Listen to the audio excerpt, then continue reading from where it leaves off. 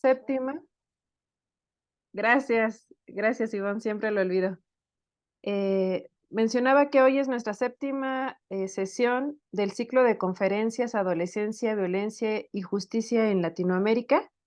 En esta ocasión nos acompaña el doctor Ricardo Sosa de El Salvador con la conferencia titulada Las pandillas en América Latina y la necesidad de una política criminológica integral, mirada hacia la primera infancia y adolescencia.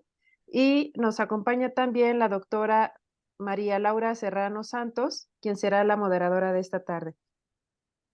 Voy a permitirme dar los agradecimientos correspondientes a las instituciones con quienes colaboramos para este ciclo de conferencias, que es organizado por el Observatorio Latinoamericano de Justicia Penal para Adolescentes del Foro Latinoamericano de Antropología del Derecho, y en esta colaboración especial con la Unidad para la Consolidación del Nuevo Sistema de Justicia Penal del Consejo de la Judicatura Federal de México, el Centro de Investigaciones y Estudios Superiores en Antropología Social, el Colegio Latinoamericano de Estudios Mundiales, la Asociación Latinoamericana de Magistrados, Funcionarios, Profesionales y Operadores de Niñez, Adolescencia y Familia, y la Fundación Unión Latinoamericana para la Capacitación y el Servicio.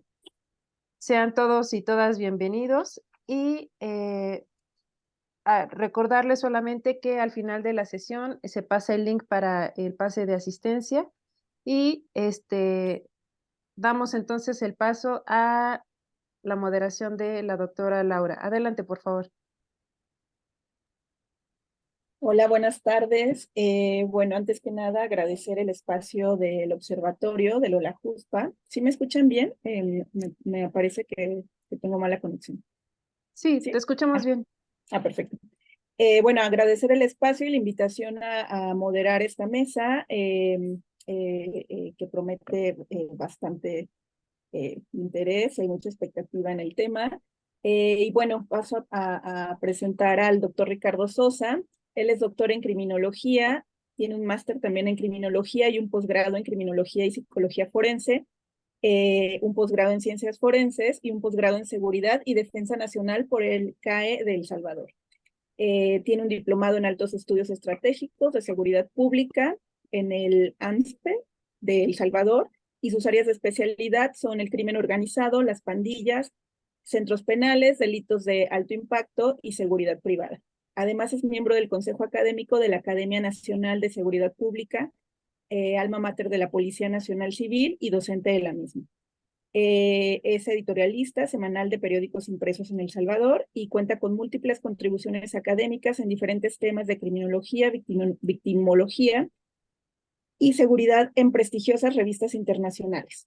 Y además es investigador y docente académico en universidades de El Salvador y de América Latina. El día de hoy nos va a presentar una conferencia titulada Las pandillas en América Latina y la necesidad de una política criminológica integral, mirada hacia la primera infancia y adolescencia. Les recuerdo que la dinámica de la sesión es la presentación en más o menos 40-45 minutos, y después pasamos a los comentarios, preguntas y al intercambio entre el ponente y el público, ¿no? Y bueno, nada más agradecer al doctor Ricardo, perdón, ya le estoy cambiando el nombre, al doctor Ricardo haber aceptado la invitación y su presencia en esta sesión, así como a quienes nos están acompañando como invitados y como público. Muchísimas gracias y bueno, doctor, tiene la palabra. Buenas noches a todas y todos. Que Dios les bendiga. Un fraterno y cordial saludo desde San Salvador, El Salvador, en la América Central. Me encuentro en la capital de la República de El Salvador, San Salvador, donde aprovecho la oportunidad para invitarles a que visiten nuestro país y con todo gusto puedo servirles como un guía turístico para poder llevarles a conocer nuestro país y que puedan conocer a sus personas, nuestra sociedad, nuestras riquezas naturales, nuestras playas, costas, montañas, lagos, están para servirles y les invito a que vengan a conocer nuestra amada República de El Salvador. Agradezco al Observatorio Latinoamericano de Justicia Penal para Adolescentes por haberme considerado como uno de los panelistas, de los ponentes en este ciclo de conferencias Adolescencia, Violencia y Justicia en Latinoamérica. Me parece relevante el aporte que están brindando como observatorio ante diferentes conflictos y problemáticas que atraviesa nuestra América Latina. Y en esta oportunidad voy a permitirme desarrollar la temática que nos ocupa en esta noche, denominada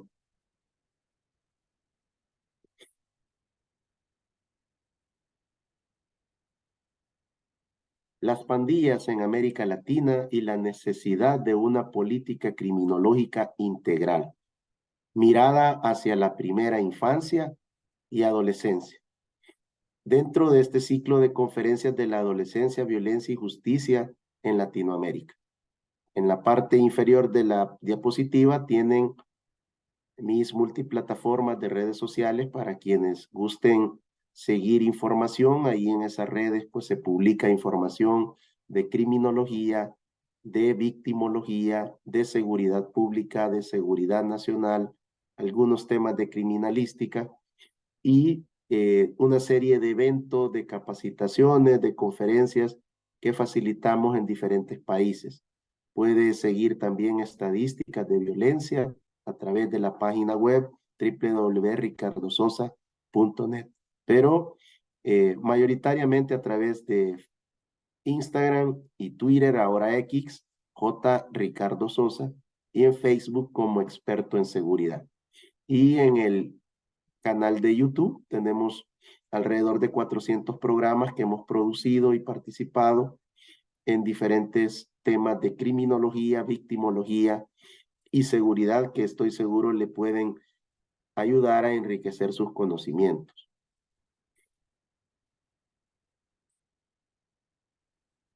La propuesta de la conferencia es Introducción y antecedentes del origen de las pandillas criminales. Las pandillas amenazan a la seguridad nacional en América Latina. La utilización de niños, niñas y adolescentes por las pandillas para sus finalidades delictivas. La política criminológica. Algunas conclusiones y recomendaciones respetuosas para los diferentes países de nuestra América Latina.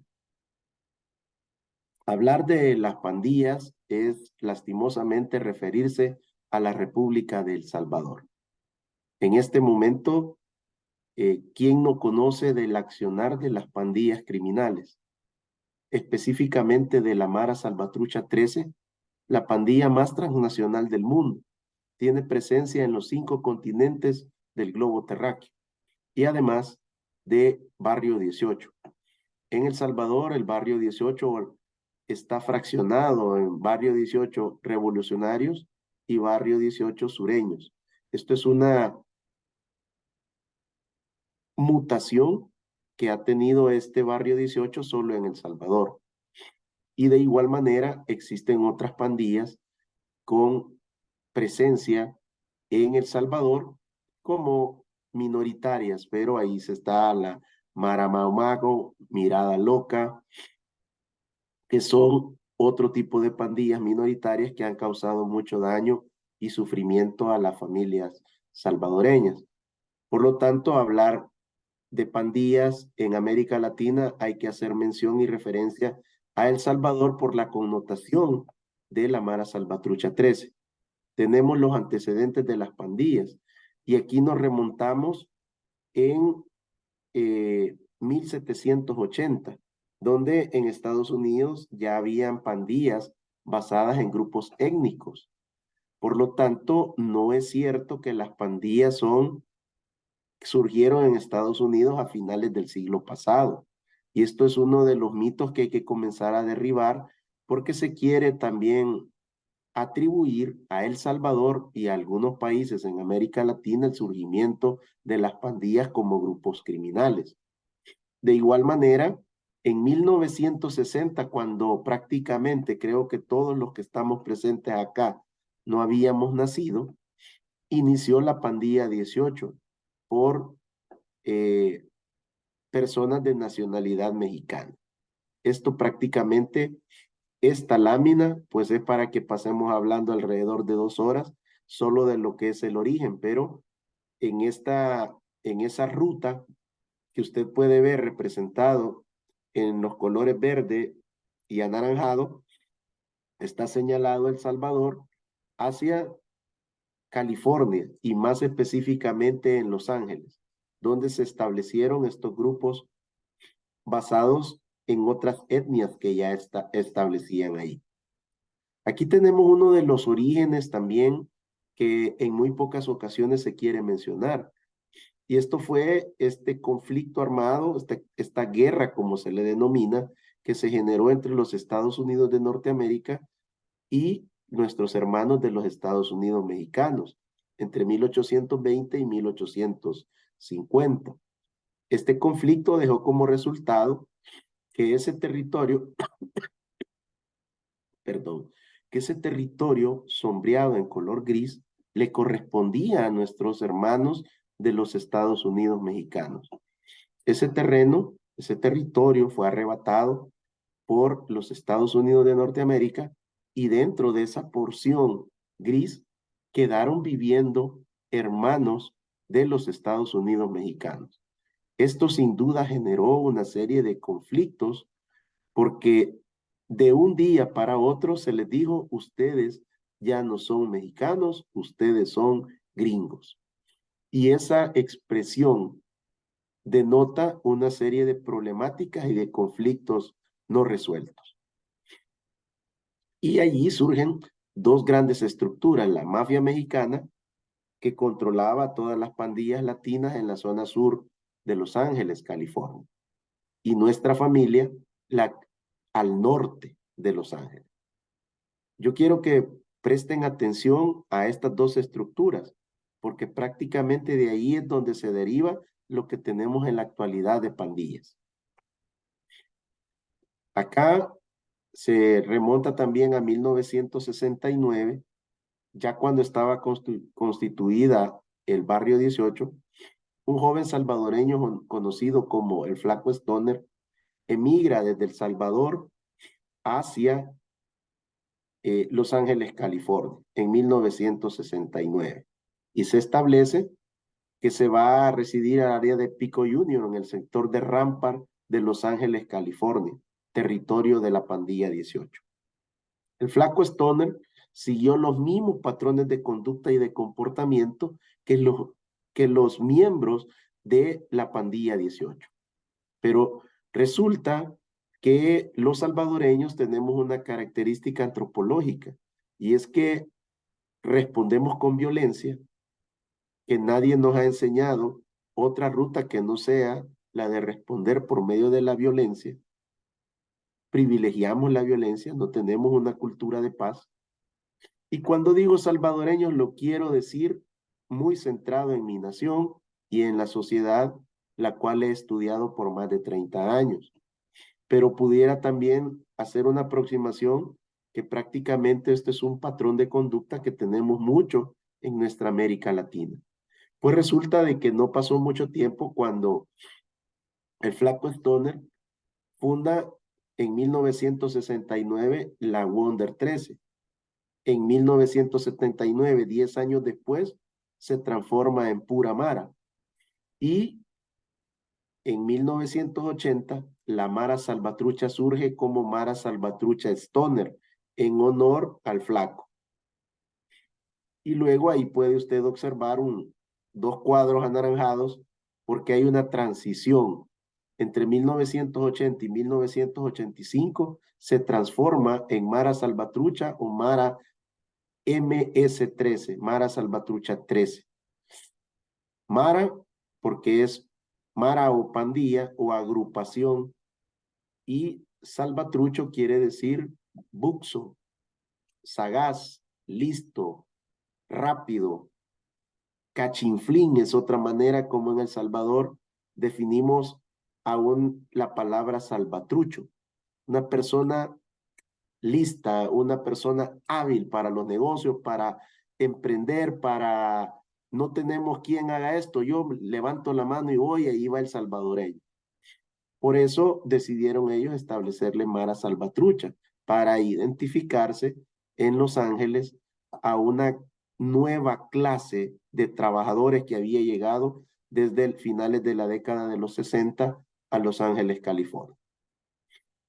Luego, las pandillas comenzaron a mutar y por supuesto que ya no son para nada las que constituyó el Flaco Stoner allá por 1969. Pasaron de ser esos grupos de jóvenes que buscaban protegerse de otras pandillas, de otros países, de otras etnias para comenzar a delinquir. Y en este esfuerzo también han desarrollado otra serie de dinámicas como son los grafitis, como son los placazos, como son los murales. Cada uno de estos grafitis que ustedes ven, así como los tatuajes en el cuerpo, tienen un significado. No es un arte callejero, no es una situación de solo por manchar las paredes de una comunidad o de un barrio, sino que cada uno de esos grafitis tiene un significado y tiene una norma que se está estableciendo en ese determinado territorio. Este es el mapa de la República de El Salvador, mi nación. Acá en la parte superior izquierda de la pantalla, donde está el cursor, es Guatemala. Aquí tenemos en la parte superior Honduras. Toda esta parte inferior es el Océano Pacífico. Este es el Golfo de Fonseca. Aquí está Nicaragua. Y esto es la República de Honduras.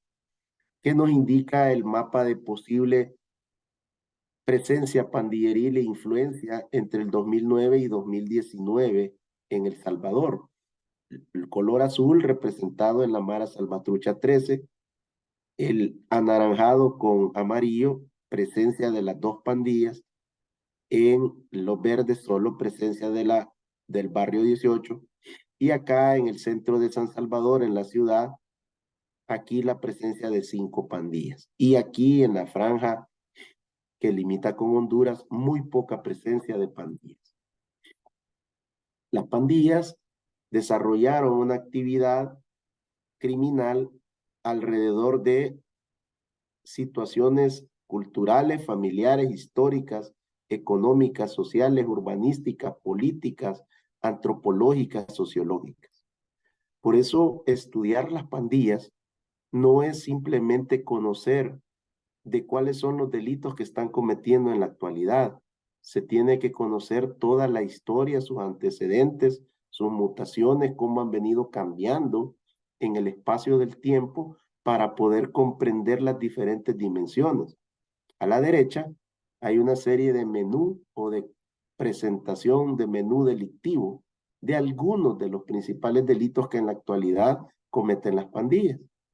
Y esto trae como consecuencia inseguridad, pobreza, pobreza extrema, poca inversión, fuentes de trabajo que se cierran, baja productividad y, por supuesto, la conformación de mini estados paralelos donde la pandilla establece sus reglas básicas de comportamiento, que son ver, oír y callar. Los Zetas utilizan a las pandillas en el narcotráfico. Las Naciones Unidas dicen que las pandillas custodian cargamentos de droga. Las pandillas hablan, que ahí están, digamos, los cabecillas máximos reunidos con un periodista cuando se les dio cobertura, cuando se estableció como parte de una política pública en El Salvador entre los años 2012 y 2013 negociar y pactar con los criminales.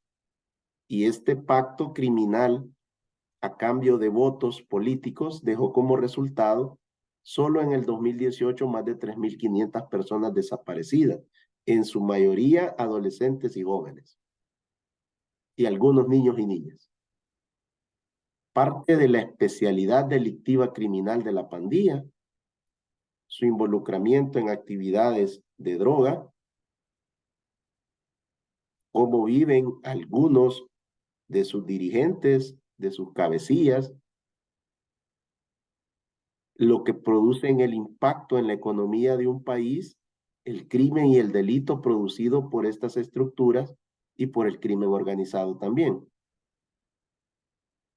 Dentro de esta premisa es importante preguntarnos, ¿por qué hablar de las pandillas en el contexto de América Latina? ¿Por qué traerlo a este conversatorio? Porque las pandillas, así como la Mara Salvatrucha 13 se ha expandido en los 5 continentes de la Tierra, su base de operaciones está por el momento en los Estados Unidos de Norteamérica. Tienen una gran expansión en diferentes estados de la nación americana, pero obviamente también sin olvidar que la Mara Salvatrucha 13 tiene su fundación y su centro de operaciones en El Salvador. Y de ahí se ha exportado a los 5 continentes. Barrio 18, por lo tanto, tiene mucha presencia también ya en el continente, en América Latina, para ser más específicos, y continúan llegando a instalarse a Sudamérica. En este contexto, no podemos desenfocarnos también de otros actores importantes dentro de la actividad de una nación, como es el crimen organizado. El crimen organizado utiliza todo lo que está a su alrededor a través del poderío financiero económico que disfrutan y que gozan estas estructuras.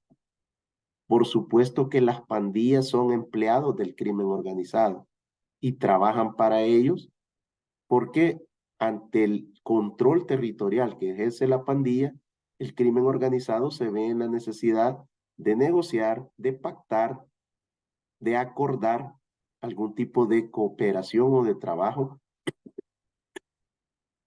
para estas estructuras del crimen organizado. Y esto va a ser relevante que nosotros lo podamos entender de una mejor manera. ¿Quiénes son los que están siendo utilizados y quiénes utilizan a? Ante este panorama de redes ilícitas por el crimen organizado transnacional, la presencia de las pandillas criminales y otros actores que roban, hurtan y cometen otros delitos contra la vida y el patrimonio en nuestras sociedades, es importante que en América Latina se tome una valiente decisión y es romper esa tradición de continuar con un enfoque de corto plazo, proponiéndole a la población planes y estrategias de seguridad y en algunos casos únicamente una política de seguridad. Desde mi punto de vista, América Latina necesita trascender a una política criminológica, que esta política criminológica pueda trascender a toda la política pública, a todos los planes, a todas las estrategias de seguridad, que supere el Código Penal y Procesal Penal de cada país y que tenga como característica principal que esta política criminológica inicia abarcando desde los tomadores de decisiones, desde los grandes actores de poder de un país hacia abajo. Y esta política criminológica es importante, ya que el énfasis de esta noche es cómo esta política criminológica debe de trascender para afectar positivamente a la niñez y a la adolescencia, y por supuesto a la juventud. Las pandillas criminales han utilizado niñas, niños y adolescentes principalmente para el logro de sus objetivos criminales. Los niños han sido utilizados en El Salvador y en otros países por orden de estas estructuras, principalmente de la Mara Salvatrucha 13, como postes, así se les denomina. En otros se les denomina vigías, en otros países se les denomina halcones,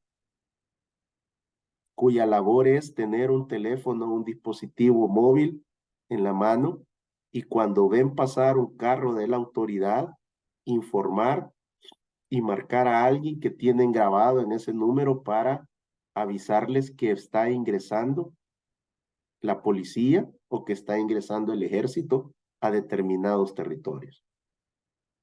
Los niños, niñas y adolescentes han sido utilizados también por la pandilla para recolectar el cobro de la extorsión, mal denominada renta. Los niños, las niñas, adolescentes son enviados a los negocios y llegan y le dicen al dueño del negocio, aquí le hablan. Le pasan el teléfono y del otro lado de la línea hay una persona que lo está amenazando a cambio del pago de una suma de dinero. Cuando la llamada termina, el niño sale corriendo y se retira para su posición de poste o de vigía o de halcón. Los niños, las niñas, los adolescentes han sido seducidos por estas estructuras de pandilla. Y no crea que les pagan una gran cantidad de dinero. Les dan lo suficiente como para tenerlos entusiasmados, que sigan sirviendo a sus intereses. Golosinas, bebidas enlatadas, algún tipo quizás de galleta, alguna pelota para que estén jugando en algún sector, pero no reciben un salario. Y al contrario, les pueden decir que si no colaboran o hacen mal un trabajo, van a matar a su papá o a su mamá. O los van a expulsar de ese que ellos consideran su territorio. Los niños, niñas y adolescentes y jovencitas también son utilizadas como objeto sexual dentro de la pandilla. El denominado homeboy, que es aquel pandillero activo que ya ha pasado todos los filtros y ya es un miembro de la organización, tiene dentro de sus privilegios el poder mandar a pedir la niña, la adolescente o la señorita o la mujer que a él se le antoja. La utilización de los niños, niñas y adolescentes por las pandillas es uno de los abusos a los derechos humanos más graves que han existido en el presente siglo por parte de las pandillas criminales. Además, hay muchos adolescentes que están en prisión a causa de haber servido a la pandilla, por haber llevado un paquete de droga, por haber colaborado en retirar un cobro de extorsión, por haber sido utilizado en una operación delictiva o criminal, y al momento de la captura, que las fuerzas del orden público llegan en flagrancia o por una orden administrativa, allí se han encontrado estos adolescentes. El resultado, van a un centro penitenciario, se ponen a disposición del juzgado respectivo y reciben condenas, afectando, por supuesto, su desarrollo como adolescente. El impacto que ha dejado la pandilla criminal y que sigue dejando en muchos países en nuestra América Latina es grande. Y hay algunos países como en Sudamérica que el fenómeno de la pandilla es diferente a la magnitud que ha tenido en El Salvador. Países como Guatemala y como Honduras, que son nuestros vecinos, van alrededor de 5 a 7 años atrás en tipologías delictivas criminales que practica la pandilla o que practicó la pandilla en El Salvador.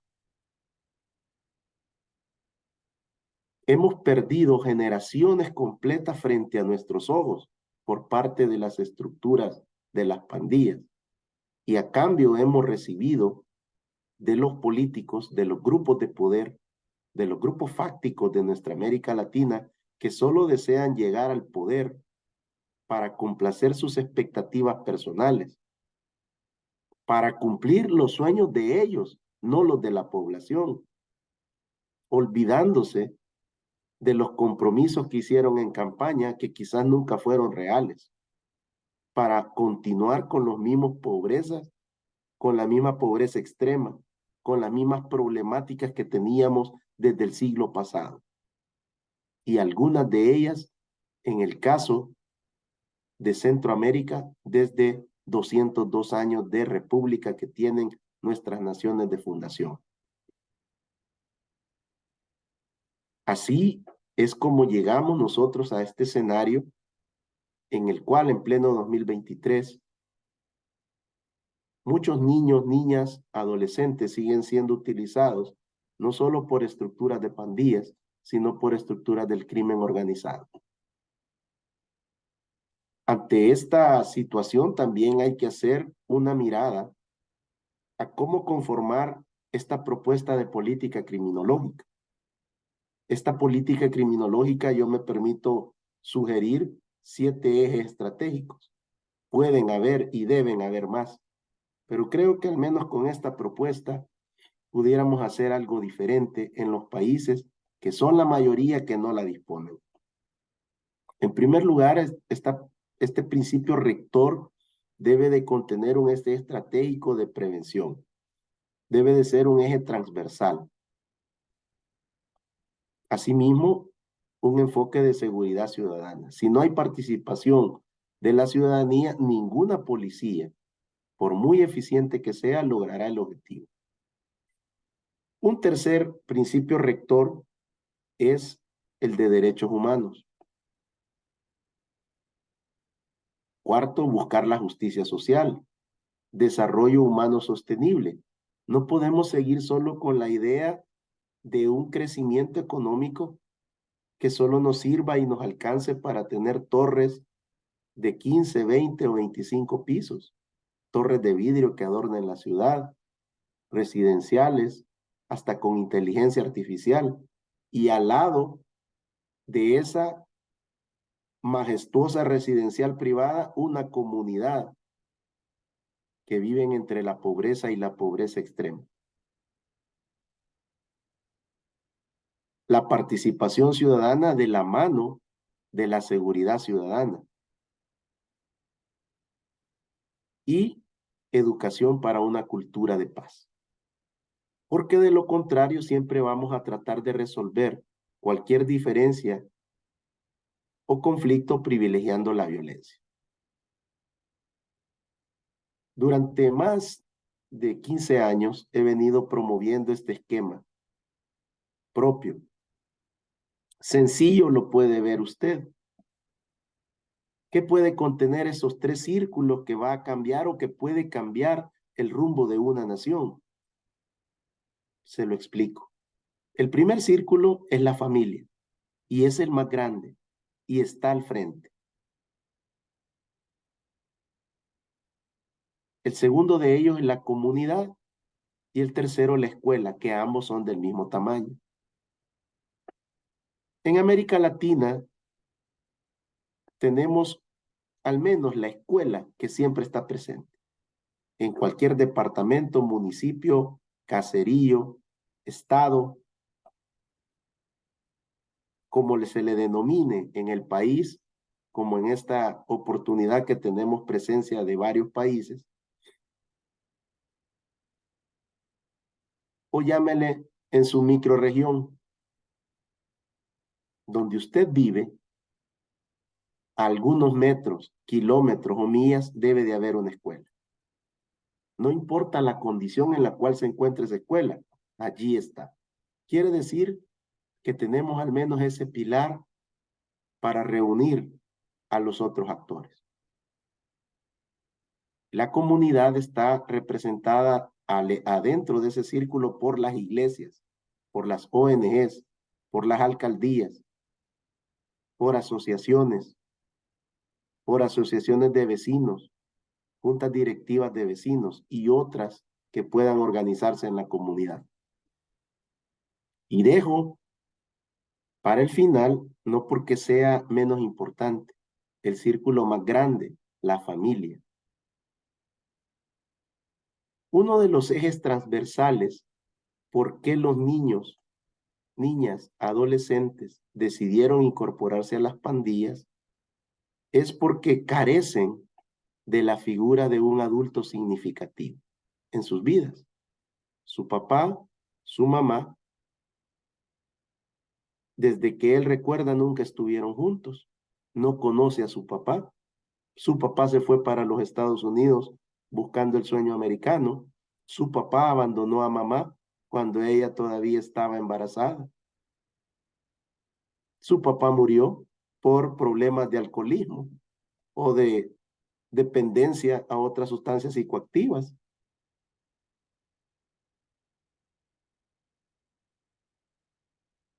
Al cuidado de mamá que tenía que trabajar todo el día. Y estos niños quedaban solos, encerrados en casa o bajo el cuidado de un familiar o de una empleada. Y esa comunidad dominada y controlada por la pandilla era prácticamente ese escenario que buscaba la pandilla porque estudiaron las debilidades de la pandilla, de la familia. Y de hecho, la pandilla en el siglo anterior, cuando comenzó a reclutar a niños, adolescentes y jóvenes, después del proceso de iniciación, que era una golpiza de 13 o 18 segundos, lo abrazaban y le decían, bienvenido a la familia. Mejor las pandillas supieron estudiar las debilidades de la familia y no nuestros tomadores de decisiones. Nosotros como padres no podemos delegar en el maestro, en el sacerdote, en el pastor o en el maestro la función y el rol que nos corresponde y nuestra responsabilidad de educar, de formar y de ser un modelaje. Si nosotros realmente hiciéramos nuestro rol como padres de familia, las pandillas no nos hubieran arrebatado tantas generaciones. En El Salvador, las pandillas han generado más de 120,000 asesinatos. Y saben, la mayoría de esos asesinatos, adolescentes y jóvenes. ¿A dónde está la mirada que propongo con mucho respeto en este importante foro de Latinoamérica? En hacer una mirada a la primera infancia. Regresemos a los valores y a los principios de la familia. Los gobiernos, los estados, las y los profesionales debemos de trabajar en esa primera infancia fortaleciendo a las familias para que los referentes y los modelajes seamos nosotros sus padres o seamos los vecinos que están en la comunidad y no el pandillero. Que el pandillero no le siga ofreciendo el camino corto y ofreciéndole que todo está fundamentado en aspectos materiales o económicos. Aún es tiempo de restauración para nuestras sociedades y para nuestras familias en América Latina. Lo primero que necesitamos es la voluntad política de nuestros mandatarios, de nuestros gobernantes y de las figuras y eminencias que están en estructuras de poder en nuestras naciones. No permitamos más que las pandillas, que el crimen organizado, que la delincuencia nos siga robando generaciones completas delante de nuestros ojos. Y que la ciencia y el conocimiento y que el trabajo de este poderoso observatorio, que ahora reúne a diferentes personas a través de esta serie de ciclo de conferencias, tenga un propósito, tenga un sentido y que nos permita hacer un giro y la criminología nos permite alzar y elevar la voz para decir aquellos aspectos que tenemos que decir llamándolos por su nombre y diciéndoles que la respuesta está en la familia, está en la educación y sobre todo en la primera infancia, de los 0 hasta antes de cumplir los 8 años. No permitamos que un pandillero, que un delincuente le venga a decir a nuestro hijo o a nuestra hija lo que es o lo que no es. Esa es una responsabilidad como padres. Y no estemos lamentando cuando observamos cómo chicos y chicas de 10, 11 o 12 años se involucran en las pandillas y queremos recuperarlos cuando ya están en una etapa de adolescencia. Hagamos el esfuerzo y reconstruyamos todos estos patrones de una cultura machista patriarcal que le ha hecho tanto daño a nuestra América Latina.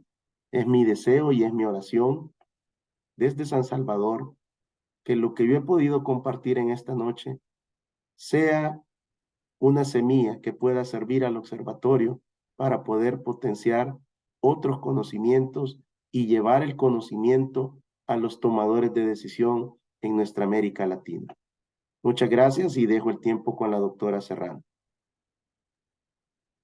Un tiempo, solicito una moción. Muchísimas gracias, doctor Ricardo Sosa. Antes de dar la palabra nuevamente a la moderadora, voy a leer brevemente su síntesis porque al inicio olvidé hacerlo, entonces voy a leer brevemente su síntesis. La doctora María Laura Serrano Santos, ella es doctora en antropología por el Centro de Investigaciones y Estudios Superiores en Antropología Social, el CIESAS. Actualmente realiza una estancia postdoctoral en la Universidad Autónoma de Querétaro. Es docente en el doctorado de Estudios Críticos de Género de la Universidad Iberoamericana y la licenciatura en Etnología de la Escuela Nacional de Antropología e Historia.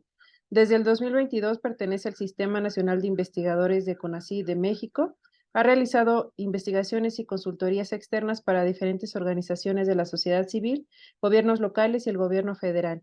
Actualmente es coordinadora del Grupo de Trabajo Adolescencias, Juventudes, Violencias y Derechos del Foro Latinoamericano de Antropología del Derecho. Adelante, Laura. Gracias, Irene. Bueno, muchísimas gracias al doctor Ricardo Sosa por esta presentación. Antes de pasar a las preguntas del público o a los intercambios que quieran realizar, me gustaría destacar algunas cosas de la presentación que nos compartió. Me parece importante el énfasis que hace en los antecedentes, en conocer los antecedentes de las pandillas y no dar por hecho que existen porque sí, ¿no? O que emergieron de la nada, ¿no? Sino profundizar en la historia, en la evolución, en el desarrollo, pero sobre todo en cómo interactúan y se insertan en contextos políticos, económicos y culturales, ¿no? Que le van dando forma y que van de alguna manera posibilitando que se desarrollen de ciertas maneras en ciertos espacios, ¿no? Entonces, bueno, esto me parece muy importante destacarlo. Y también el papel pues del poder, ¿no? También no solo en la creación, sino en la permanencia de las pandillas o de los grupos criminales o de otros grupos criminales. Por ahí en la lista de delitos que nos compartía aparecía, bueno, además de los homicidios y demás, el lavado de dinero, ¿no? Y me parece que sí es importante no perder de vista que también las clases altas, ¿no? Y las élites en el poder tienen una responsabilidad también con la permanencia de algunos de estos grupos, de algunas de las pandillas incluso de grupos del narcotráfico, que no se entendería su desarrollo y su avance en los territorios nacionales sin esas alianzas, ¿no? Y sin, aunque le llamemos corrupción y demás nombres que le queramos poner, pero sí es importante identificar que están ahí esas alianzas que permiten que existan estos grupos y que trabajen de la manera en la que trabajan y que ocupen cada vez más y controlen también cada vez más el territorio, ¿no? Y por último, me gustaría hacer énfasis también en esta cuestión que decía de cómo se usa, ¿no? A las infancias, a las niñeces, a las adolescencias, a las juventudes, como carne de cañón, si se podría decir, ¿no? En algunas pandillas, y que esto tiene un trasfondo, ¿no? Que no es nada más, que sí tiene que ver con la estructura, si se quiere ver así, de la comunidad, de la familia, del contexto, pero también hay un trasfondo del Estado, ¿no? De la del reconocimiento de las infancias, de las niñeces, de las adolescencias como sujetos plenos del derecho, ¿no? Cuando esto no se cumple como tal, se deja pues casi que a la deriva, ¿no? A muchos de estos niños y niñas y adolescentes. Y entonces también hay un papel del Estado, ¿no? Me parece que no solo corresponde a la comunidad, a la escuela y a la familia, sino al Estado integrando cada una de estas esferas que nos explicó, y que tampoco hay que perder de vista, sobre todo por la garantía de los derechos humanos y porque, bueno, quienes hacemos investigación social de las violencias con juventudes o con adolescencias y con niñeces, sabemos que no se puede comprender la violencia si no se vincula con las condiciones de desigualdad, ¿no? Entonces, también esto, ¿no? Incluirlo en esta radiografía, ¿no? O en esta explicación que se da de las pandillas, ¿no?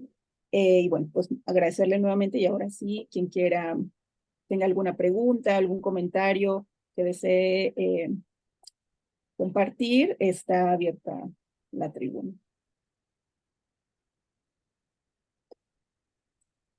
Contreras, Lorena Contreras.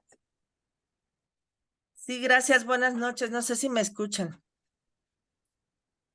Sí, gracias. Bueno, antes que nada, pues agradecer a Olajuspa este importante foro. De verdad que yo he tomado he acudido a varias disertaciones acerca de pandillas, pero la verdad yo me quedé así como, ¿a poco ya terminó? De verdad felicitarlo, doctor, nos desmenuzó bastante. Creo que generalmente, pues, lo que quieren explicar de las pandillas es qué significa un tatuaje, y pues creo que no va por ahí, ¿no? Yo coincido mucho en ese sentido, en que la principal peligrosidad y vulnerabilidad que tienen nuestros niños, niñas y adolescentes es justamente que las pandillas explotan ese sentido de pertenencia que no tienen en sus casas y van a lugares vulnerables, marginados, que pueden captar más fácilmente a los menores, porque ellos pues muchas veces quedaron a cuidado de las abuelitas o los educa la televisión cuando hay televisión, ¿no? Generalmente se explotan esas vulnerabilidades para captarlos y obviamente a veces es donde comen, ¿no? Y dicen, pues de lo que robamos y todo, pues de aquí vamos a compartir y comer. Aquí en México, aun cuando jurídicamente no existe como tal, la pandilla como es, porque aquí es como la reunión de unos chicos para hacer alguna situación, como alguna travesura, pero no delinquir como tal. Creo que nosotros pues ya deberíamos en México sí debería revisarse esa parte, porque tuve oportunidad de estudiar un poco lo que pasaba en Chihuahua durante el sexenio de Calderón, y justamente ahí hubo mucha incorporación de menores en pandillas, y eso es lo que veíamos, muchas generaciones perdidas, como usted dice, porque varias personas estaban vinculadas con delitos contra la salud y los padres quedaron, pues ya sea que mataban al papá, a la mamá, quedaron hogares monoparentales o a veces al cuidado de las abuelas, y se iban afuera de las secundarias a reclutar a los menores, ¿no? Entonces, desafortunadamente, como usted comenta, tenemos varias infancias perdidas, varias generaciones aquí perdidas, y ojalá y se pueda hacer algo más para rescatarlas. Muchísimas gracias. Gracias por la intervención. Aquí, tenemos una pregunta que nos mandaron, la voy a leer y después si gusta responder a Lorena y a la pregunta que le hago. Nos preguntan, bueno, me gustaría que el expositor se pueda referir a la política de seguridad de El Salvador y si puede darnos su opinión sobre el actual estado de excepción. ¿Qué consideraciones tiene al respecto? Entonces, ahora sí le devolvemos la palabra, doctor Ricardo. Bueno, me gustó mucho la participación de la profesional que se dirigió hacia nosotros. La felicito y la animo a que continúe con esa eh, convicción. Solo hacerle mención que hay presencia de la Mara Salvatrucha 13 en México, si es que vive en México, ¿verdad? No logré identificar si ella era mexicana, pero sí la Mara Salvatrucha 13 sí opera en México. Lo que pasa es que tiene otro tipo de actividades delictivas criminales y está muy vinculado a carteles de droga. Entonces, pero el impacto que esta pandilla puede generarles en supuesto silencio es muy peligroso. Por eso requiere la activación de una política criminológica y que incluya también, por supuesto, al crimen organizado. Con relación a la segunda intervención, pues no quisiera yo salirme del tema por el cual se me ha invitado, que es la niñez y la adolescencia, ¿verdad? Ya el régimen de excepción o la situación de seguridad, pues creo que no está enmarcada en el tiempo, pero si no hay otra pregunta, pues con gusto puedo dar una opinión sobre eso.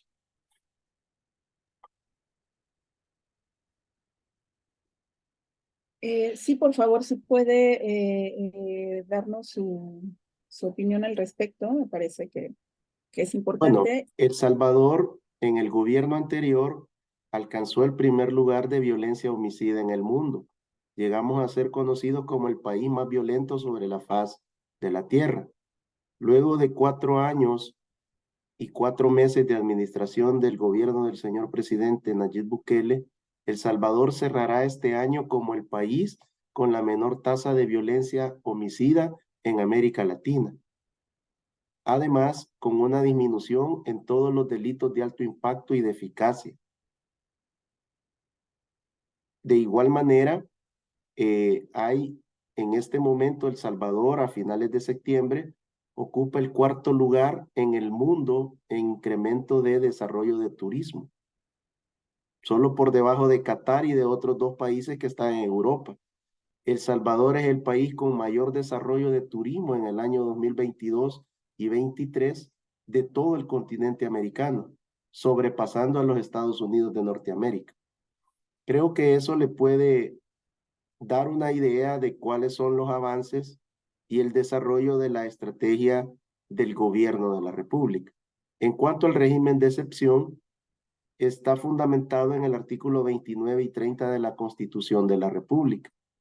El presidente, a través del Consejo de Ministros y del Gabinete de Seguridad, solicita a otro órgano del Estado, que es la Asamblea Legislativa, y esta aprueba o no el régimen de excepción. Cada 30 días, el gobierno, si lo considera necesario, solicita una prolongación del régimen de excepción y la Asamblea Legislativa, si se mantienen las condiciones, lo aprueba o no. El régimen de excepción es una medida constitucional y que además, con las reformas al Código Penal, Procesal Penal y leyes especiales, ha permitido que las pandillas dejen de golpear, de asesinar y de masacrar a la población salvadoreña.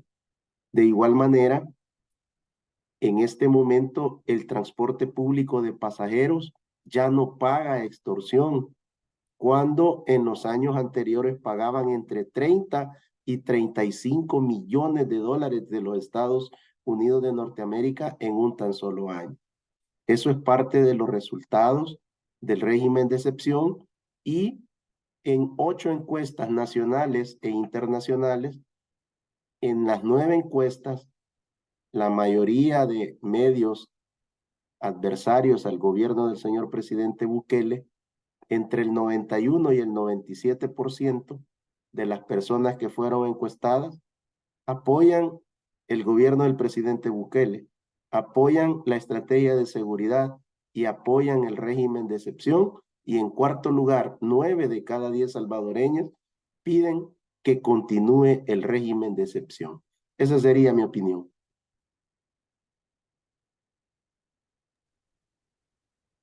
Muchas gracias. Mirta, ¿tienes alguna pregunta o un comentario que quieras hacer? Muy buenas noches, ¿me escuchas? Sí. ¿Sí? Pues mire, doctor, muy buenas noches, muchas gracias. Es una excelente ponencia, pero fíjese que yo desde que entré a trabajar en el sistema penitenciario, usted sabe que pues voltear a las cárceles, visualizar cómo estamos como sociedad, ¿no? Y en el año del 1990, si usted dice que en 1985 prácticamente empezó a originarse estos grupos de pandillas en México, en la ciudad de Tapachula, exactamente, pues visualizaba muy poco, y era de paso, nada más, era de paso en las pandillas, ¿no? Y eso se visualizaba, que era, pues iban a la bestia y toda esa cuestión, jóvenes, pero exactamente tendrá como unos 15 años, y ya, pues, ya se quedaron en México. Y aquí en México aproximadamente son 9 cárteles, y de los 9 cárteles pues trabajan con 45 pandillas. Y en el centro de internamiento de adolescentes pues sí han ingresado jóvenes que son simpatizantes a las pandillas, pero pues todos tienen prácticamente la similar historia, ¿no? De las familias que los hijos son abandonados, no vivió papá con ellos, toda esa cuestión que usted acertadamente lo dijo, ¿no? Entonces sí, es necesario trabajar con políticas, sí, muy ciertas, porque creo que la prevención, la educación y cultura de paz, trabajar, yo siento que más con niños, ¿no? Con niños, secundaria, preparatorias, y es necesario porque desafortunadamente los jóvenes hoy en día, la necesidad económica, el que le paguen 500, 1000 pesos por hacer una servida de halcones acá, pues sí, les hace muy fácil obtener ese dinero, ¿no? Entonces sí, yo sí coincido con usted y la verdad, muchísimas gracias, porque sí estaba un pequeño error en cuanto a la historia, el antecedente de las pandillas, que gracias, porque pues, ya me quedó más claro cómo fue que empezó toda esta historia, todo este antecedente de las pandillas. Muchísimas gracias. Bueno, muchas gracias. Gracias, Mirta. Entre 1732 en el mapa, habían alrededor de 150 pandillas de diferentes etnias. O sea, tienen casi 300 años de tener pandillas en los Estados Unidos de Norteamérica.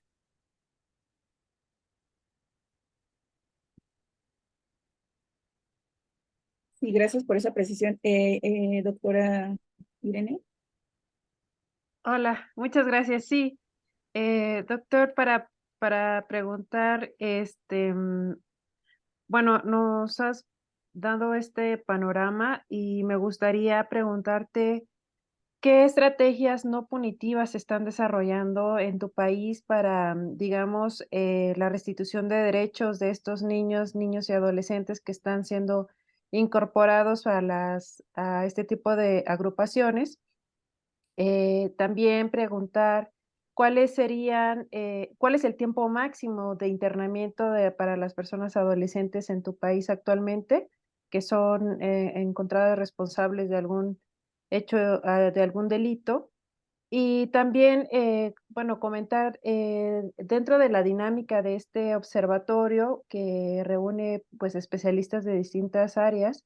Hemos tenido la oportunidad de escuchar en sesiones pasadas, pues, la perspectiva antropológica en otras latitudes de la región, con la cual coincidimos respecto a que muchas veces esta mirada que coloca el problema en el individuo y en la familia, lo que algunas colegas argentinas denominaban familiarización o individualización o psicologización del problema, pues están oscureciendo o ocultando pues toda esta problemática más estructural y además histórica, ¿no? Como que ya en algunos aspectos nos señalabas.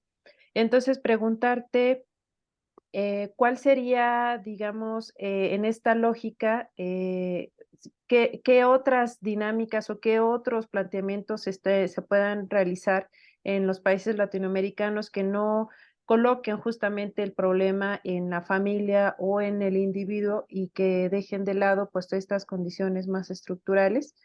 Eh, Eso, de momento, muchas gracias. Bueno, de no tomar en cuenta algunas consideraciones o propuestas recomendatorias que yo estoy desarrollando, pues no vamos a tener otra situación más que seguir perdiendo generaciones completas de adolescentes y de jóvenes. Y que el crimen organizado o otras variables de crimen organizado que puedan surgir van a seguir continuar y generando luto y dolor a la sociedad. Por lo tanto, la ruta más sostenible es el eje de prevención y que sea un eje transversal de prevención de violencia a todo nivel. En segundo lugar, sobre lo que hay que hacer es trabajar en los servicios básicos asistenciales del Estado. Tienen que llegar estos servicios básicos asistenciales para brindarle la asistencia y el soporte a la población y a las familias. ¿Qué se hace? Pues se hace a través de lo que se está desarrollando en mi país en el momento, a través de la fase 2 de la estrategia del Plan Control Territorial que se denomina Oportunidades, que es enfocado en niñas, niños, adolescentes y juventud, a través de toda esta estructura de trabajo que se está desarrollando en las comunidades más marginadas y excluidas. Y el 15 de septiembre se ha lanzado la última fase que se denomina integración, que va a combatir las causas estructurales de la pobreza y pobreza extrema.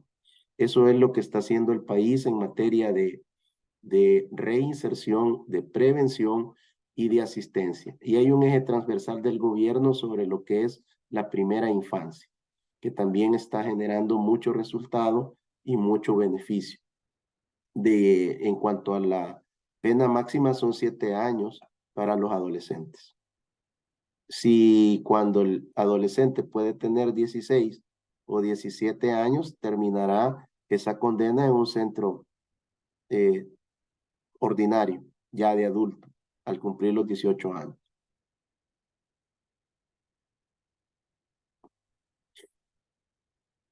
Gracias. Leo algunos comentarios que están en el chat. Eh, em, Nos dicen de, bueno, la presencia de Mara Salvatrucha 13 y Barrio 18 en el sur del país, particularmente en el estado de Chiapas. En Querétaro también hay presencia de la Mara Salvatrucha 13 y del Barrio 18, sobre todo en localidad rural. Y Jessica Denise nos menciona que la participación en pandillas aumenta la probabilidad de que un joven se involucre en drogas, manipulación de armas, vandalismo y robo. En primer lugar, las pandillas atraen a muchachos que quieren pertenecer y tienden a ser muy susceptibles a la presión social. Bueno, si hay algún otro comentario o pregunta por parte del público para el doctor Ricardo Sosa. Más bien, no sé si me comentaba el doctor que tiene que retirarse por una cuestión médica que nos había comentado previamente a la sesión. Entonces, Laura, si pudiéramos cerrar el seminario. Muchísimas gracias.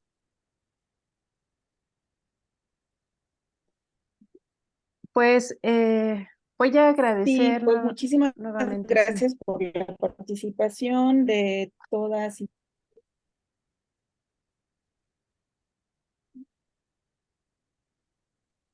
Perdón, es que no sé. ¿Sí me escucha? ¿Sí me escucha? Adelante, sí.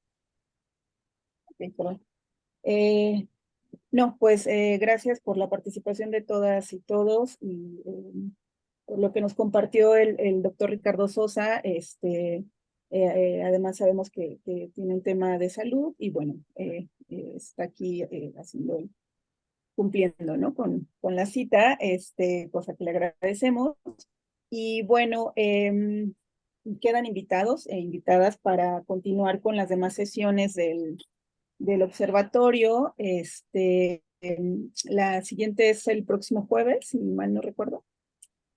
Va a ser A las 6. el miércoles. Hay hay un ajuste porque ponente no podía el jueves, va a ser el miércoles 25, Lau. Muchas gracias. Ok, entonces, bueno, muchísimas gracias. Si el doctor nos quiere compartir algunas palabras para cerrar su participación. Bueno, agradezco la invitación a todo el comité ejecutivo y organizador de este ciclo de conferencias. Pues ahí quedan mis redes sociales por si alguien quiere una ampliación o una consulta o algo en lo que yo pueda servir, estoy para ayudarles. Así que nos seguimos encontrando a través de las multiplataformas de redes sociales y en lo que yo pueda contribuir con sus asociaciones, siempre a la orden. Que Dios les bendiga, abracen la vida. Muchas gracias. Bueno, gracias a todas y todos y pues nos encontramos por aquí el próximo miércoles. Gracias, saludos. El formato del registro ya está en el chat por si quieren anotar su asistencia.